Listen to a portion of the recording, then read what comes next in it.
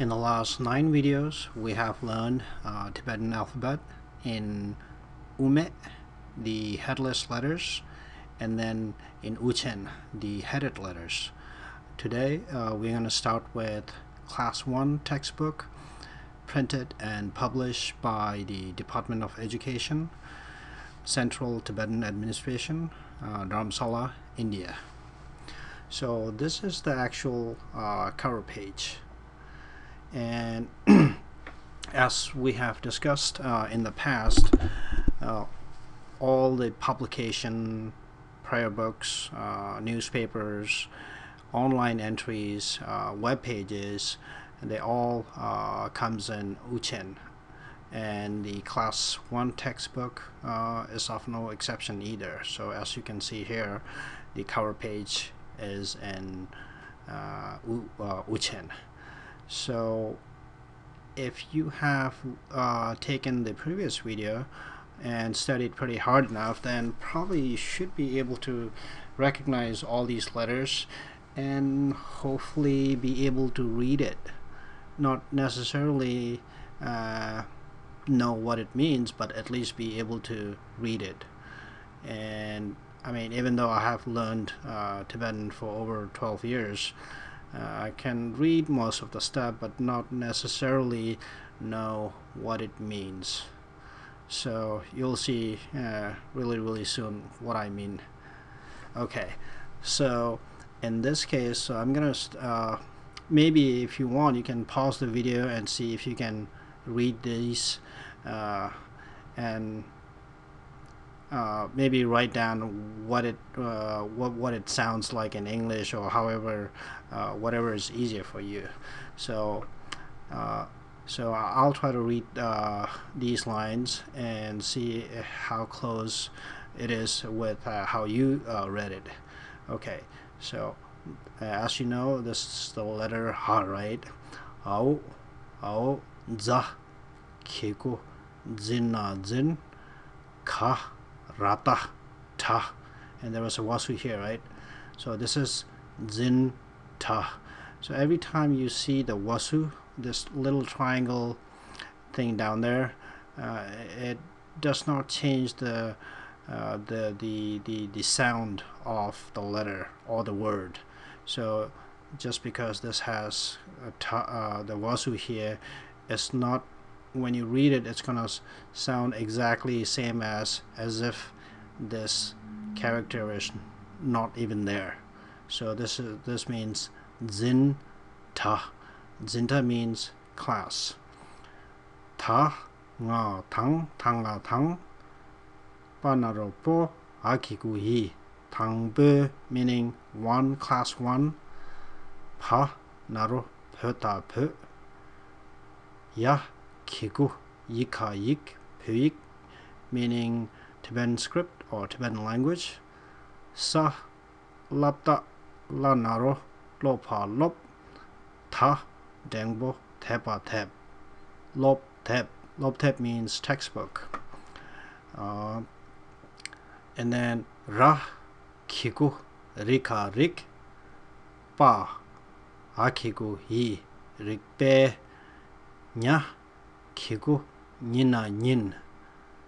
That's not here, right? Pa yata cha tengbo cheta che rikpe ninje.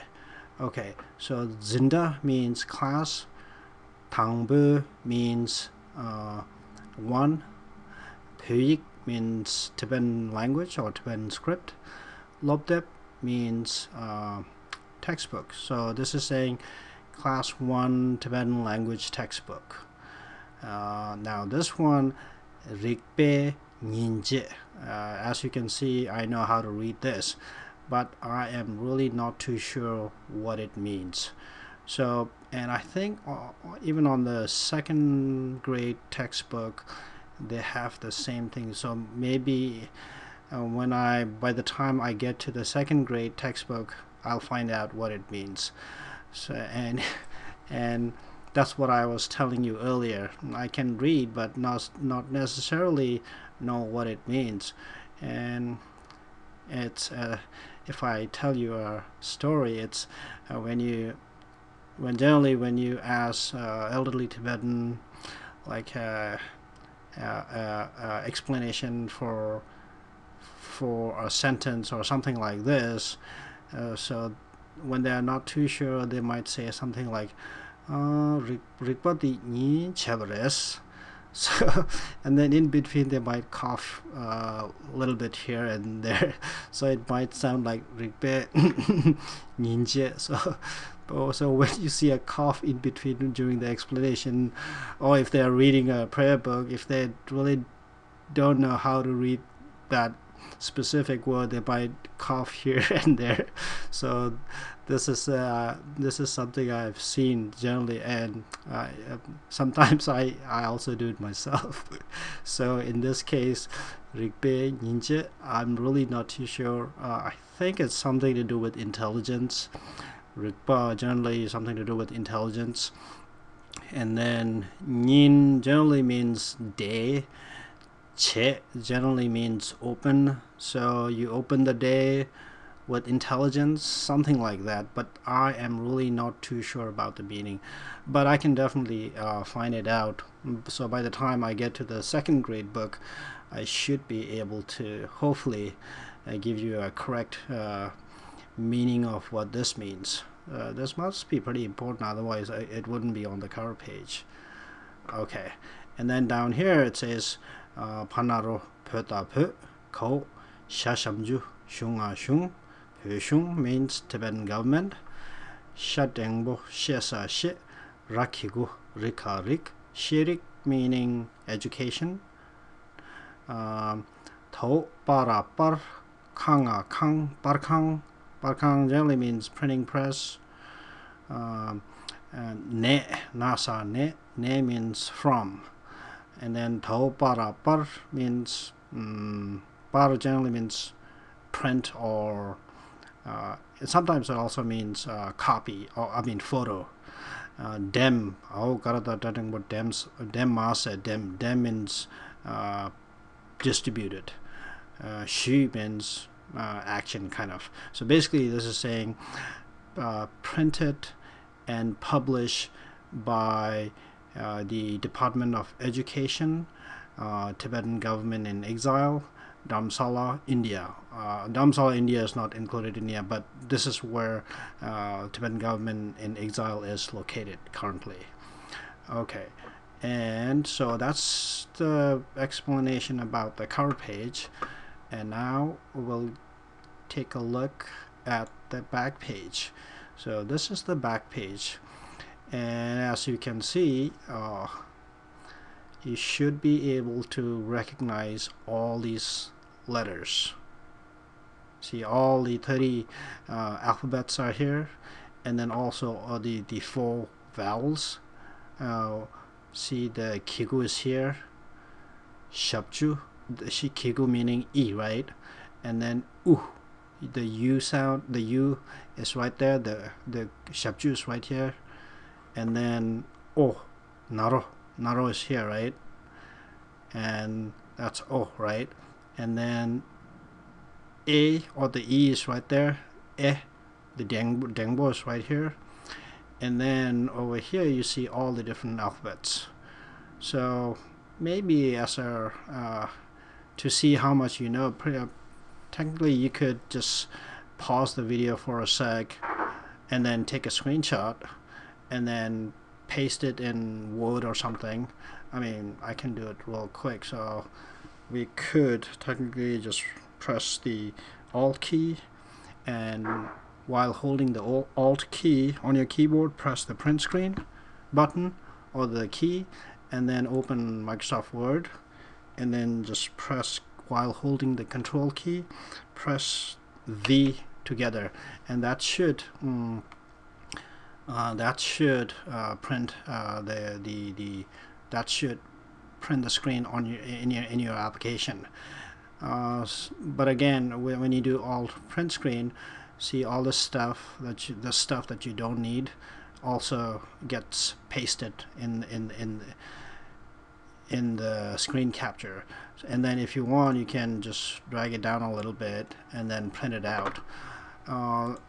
If you are using if you're using or the other option is, if you don't remember the Control V, you can also right click on it and then select the paste option, and if as soon as you click, or as soon as your mouse hovers over this see over this icon, then you can see the preview. So if you click over here again, and then it gets pasted. And then if you're running Windows 7, there's even a better tool. It's called snipping tool.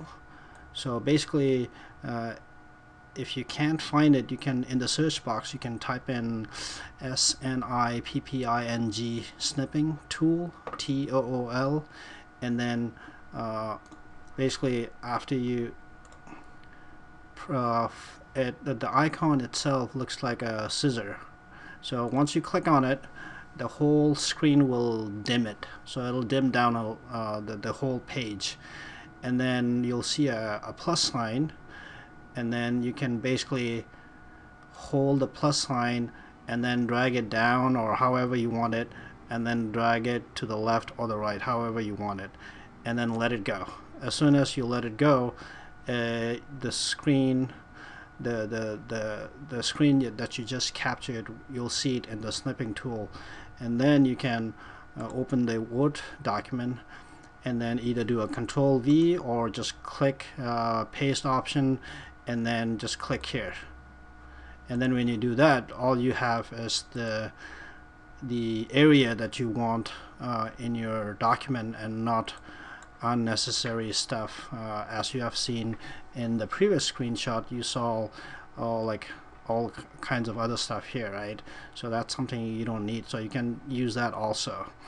And so once you have that, then you can print a hard copy and use it as a reference, or to do whatever you need to do. And then, so what I want you guys to do is, since you have learned all the letters, the Uchen in the previous video, see if you guys can, okay, so I'll give you an example. So in this case, this is cha, right, in Uchen. So I'm gonna write the corresponding cha in ume. So this is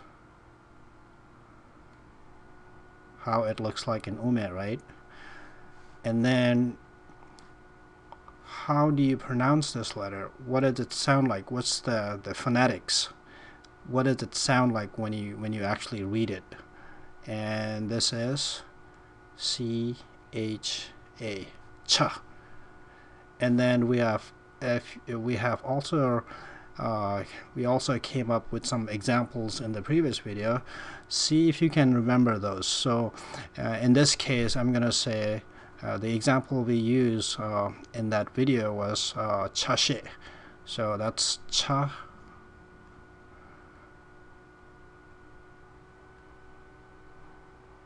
sha, sa, she, cha-she.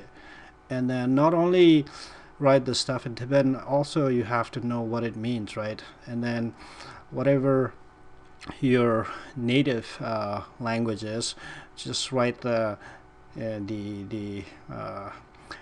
meaning of what this word means in your own language. And reason I'm saying this in your own language is I was checking the analytics on my YouTube account, and I've seen quite a bit of students or people who are interested in learning. Yeah, I see getting traffic from Germany, Switzerland, Canada, India also, and then few clicks from Nepal also, and then Australia. So whatever your native, and Japan also, and some other countries. I don't have the account up and running, so I really can't tell all the different countries. But anyway, so whatever your native language is, whatever your native tongue is, just write the meaning in that. So over here, I'll just put in English. So I'll just put, this means peace, right? Oops. P-I-E-C-E, a piece of cake, a piece of pie, right? A piece of a chocolate, a piece of chocolate. So that's what it means. So I want you guys to see what this, or see, try to recognize all the letters and then try to write it in ume, the headless letters, and then what it sounds like, and then the example for that specific letter, and then the meaning of that specific word in your own language, whatever it is, English, German, Japanese, whatever. Okay, so do the same thing. Like, for example, this is sa, right? So how would you write this letter in uchen, I mean in ume? How would you write this letter in ume? And then what it sounds like, and then make a word, and then what it means. Okay, so that I could say probably you guys could do that as a homework, I guess. Okay, so anyway, so this is the back page. Now we're gonna go to lesson 1, and there it is.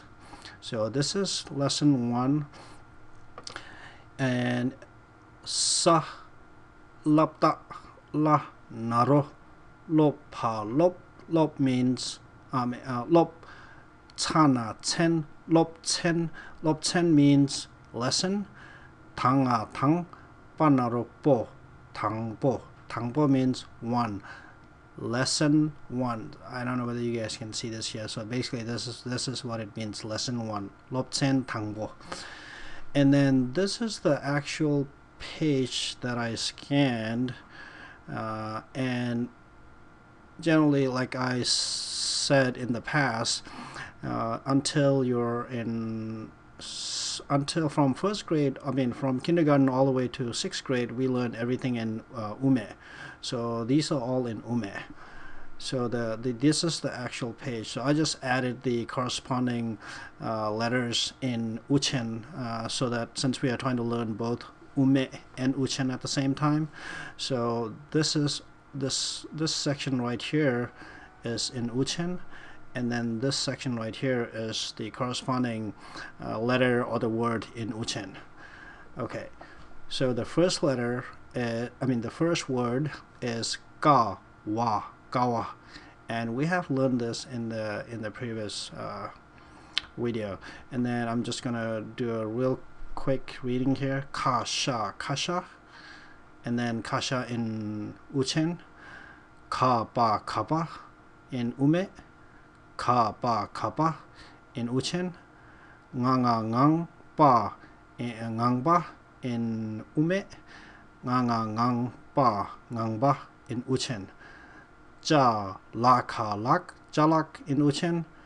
Ja, laka, lak, jalak in ume. Cha, sha, sa, she, cha, she in ume.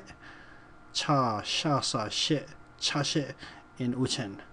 And then the meaning, it's pretty, I mean, as it comes with the picture, so you guys should be able to tell. But anyway, I'll just read it real quick, and then we'll see what it sounds like in English, and then we'll go from there. Okay, so this is cha in ume, and this is cha in uchen.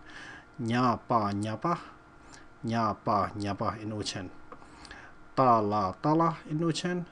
Ta la in ume. Tapa tap in ume, and then tapa tap in uchen. Okay, so I'm gonna write how it sounds like. So I mean, you guys should remember all this stuff, because pretty much all the examples we have on this page we have already covered in one of the previous video. So this is K-A-W-A, kawa. Kawa means, oops,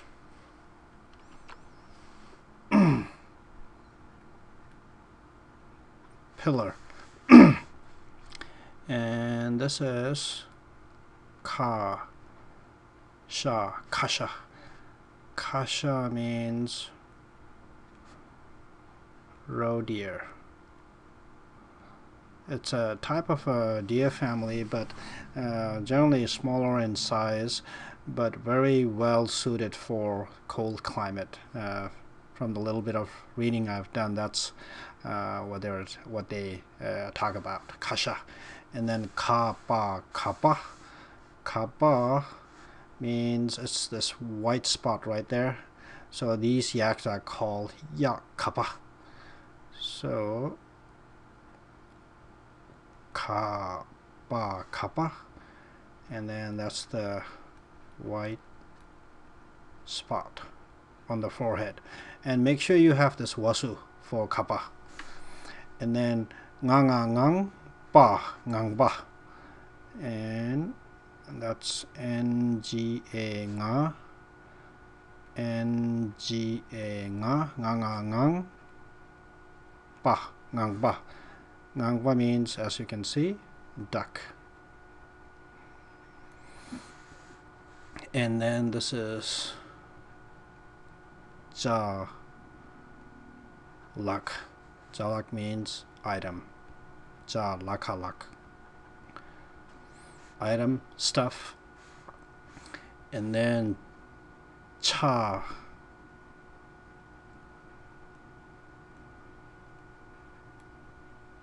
Sha sa shit.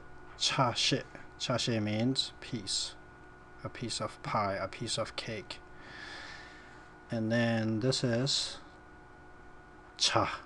So I would say J-H-A, cha. Cha means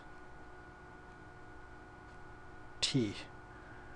And I know these are all tea, but I don't know about this thing right here, Nescafe. I think generally this is for coffee, if I'm not mistaken. But anyway, so this means tea. And then nyapa, nyapa. So this would be N-Y-A-P-A, nyapa.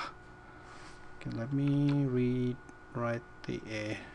Nyapa. Nyapa means fishermen.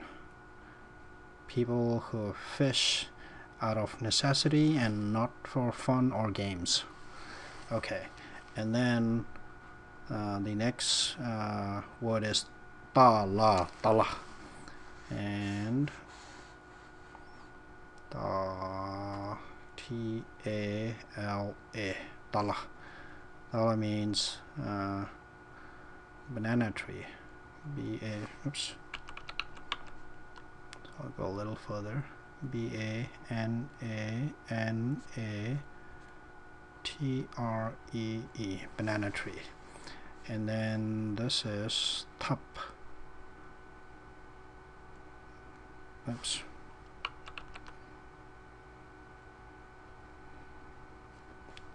Tup means stove. Okay, so as you can see, these are all the letters in the words in ume, and then over here we have all the stuff in uchen, and then uchen. So this is ka, wa, kawa. So kawa, these are like traditional Tibetan pillars that you normally find in monasteries and in temples. And actually I have some recent pictures. So this is these are all kawa. So this is His Holiness the Dalai Lama at Depung Loseling Monastery during the 7th day of his 14-day teaching in Mongot, India on December 6, 2012. Photographed by Manuel Bauer. That's like December 6th, so that's a couple of weeks ago.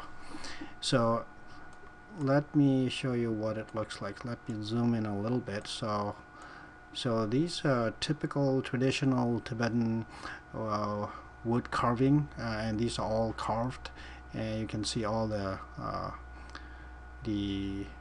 statues and then all the wood carvings. So that's a typical Tibetan pillar, and mostly in monasteries and in temples. And as you can see, these are all, see, like some 1, 2, 3, just rows of pillars all over within the monastery. And here is His Holiness the Dalai Lama.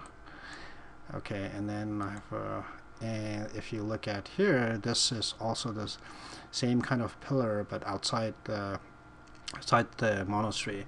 And this is the head of Central Tibetan Administration, Dr. Lobsang Sangye, speaking during Nobel Peace Prize Day ceremonies marking the 23rd anniversary of His Holiness the Dalai Lama receiving the Nobel Peace Prize in Mongot, India on December 10th, 2012. Again, photo courtesy of Manuel Bauer.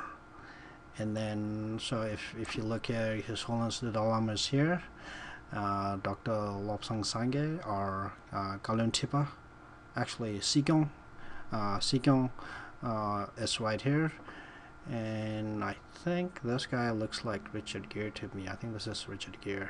Anyway, so that's also Kawa right there, Kawa. And then this is another picture of Kawa. See, all these are also Kawa. And this is in His Holiness the Dalai Lama at Sangha Chogorling Nyingma Monastery in Mongot, India on December 2nd, 2012. Photo by Manuel Bauer, the same guy. Okay, so these are the pictures of the Kawa. And then the next thing is Kasha, right? This is Kasha. And these are actual photo being taken in Tibet. I found these on Flickr. So I just copied some of these so that, because this diagram doesn't look that good, so that's why I thought maybe I should use some real pictures. So these are called Kasha. And then there's another picture of Kasha. Look at the mountains and the landscape in Tibet. So these are pictures of Kasha. And then the next word we have used was Kapa, right? And the picture is right here. So this is a picture of Kapa. As you can see, the white spot right there in the middle of the head, of the forehead. So these yaks are called Kapa. And as you can see, Tibetan prayer flags right here. And then I think these are all yak dunks that we generally use for as a fuel to cook, for cooking. And this is also Kapa. See the white spot right there. And then the next one is Ngangpa meaning duck. And this is again a picture from Tibet, and these are ducks in Tibet. And then this is, it says it's a very tame Tibetan snow duck. I didn't even know there are snow ducks, but apparently these are called snow duck, and some tourists feeding the bird right there. So okay, let's zoom in a little bit. So that's a Tibetan snow duck. That's what it looks like. Ngangpa. And then the next thing was Jalak means item, right? Stuff you find in a Tibetan home. I mean, stuff generally, item, Jalak generally means any kind of stuff.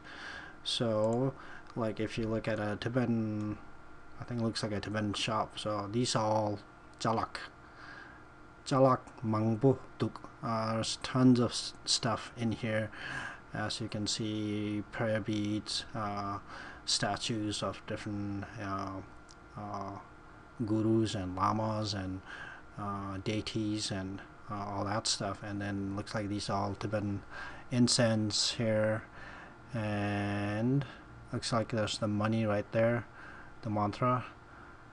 And I don't know, there's a lot of other stuff in here also. But anyway, these are called Jalak. It's a common word.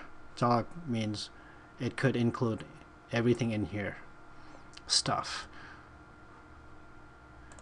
And then the next is cha, right? Cha, that thing right there. And check this out. Tea being prepared for the over 20,000 people attending the third day of His Holiness the Dalai Lama's 14-day teaching in Mongot, India on December 2nd, 2012. Photo taken by Tenzin Chögyör, Office of His Holiness the Dalai Lama. So these are monks preparing tea for 20,000 plus people attending His Holiness teaching just a couple of weeks ago, actually. So that's some really heavy duty tea being prepared. And then the next one is tapa tap, right? Tapa tap right there. The last one, tapa tap. And these are the pictures that I found online on Flickr. I was looking for some better examples than the picture that's in the textbook. So this is a traditional Tibetan stove. So I'm going to read this real quick because I don't know whether you guys can see this and read it. So traditional Tibetan stoves are made from mud and bricks. They sit in the middle of the tent. Flaps in the tent above the stove can be opened for ventilation. These type of stoves are becoming more difficult to find as more nomads are choosing to use stoves made from metal. Mud brick stoves are not difficult to make. They generally take less than a day to build. Besides making minor repairs, the stoves should last for 5 to 7 years before having to be rebuilt. Since most of Tibet is treeless, especially the interior of Tibet, dried yak dung is the only fuel that is used. Collecting yak dung is a very important chore. So as you have seen in the one of the previous pictures where you saw one of the yaks outside the house, you saw like stacks of yak dungs being piled up. So that's tapa right there. And then there's another picture of Tap with two amlas, with two moms, and then looks like she's preparing tea or hot water or something. And stoves are kept burning nearly all day, and that's all day they have this up and running. Water along with milk tea or butter tea are always on the stove. All meals are cooked on these stoves. Winters are extremely cold in most of Tibet, so the stoves serve as the only means of heating the tent. Traditional mud brick stoves are not potable. So when a nomad family prepares to move to a new pasture, the stove is left behind. Nomads usually rotate between 2 and 4 pastures each year, and each pasture will have a mud brick stove. During the morning and evenings, families will gather around the stove to talk about the days coming, or about the coming days or passing events. And then there's another picture of tub, but looks like this one has a little bit of metal piece right there. Traditional mud brick stoves are not easy to find anymore. Modern metal stoves can be easily packed on the back of yaks and moved. Metal stoves are also reasonably priced. This last picture is of a small modern stove inside a nomad tent. And this picture is taken by the Land of Snows at gmail.com. And that's a couple of pictures of yak. Looks like they're having some kind of race. It's really having fun with the yak. And then yaks are also the yak hair is also used for making tents. So as you can see here, this tent is made out of yak hair. And then yaks are also used for transportation, so they're carrying all the luggage or everything. And yaks are also used for farming and in agriculture. And that's pretty much it as all the pictures that relates to lesson number 1. So if you guys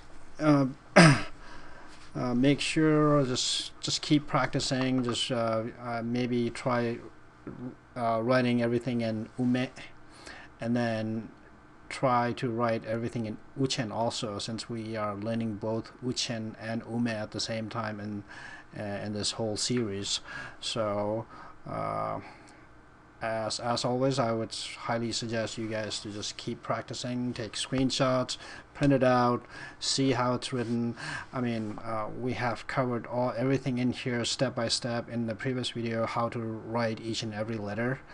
So now in these lessons, we are not going to show how it's written and all that stuff, so you guys should have watched and learned from the previous video. So just keep practicing and then I'll have the second lesson ready in a couple of days, hopefully.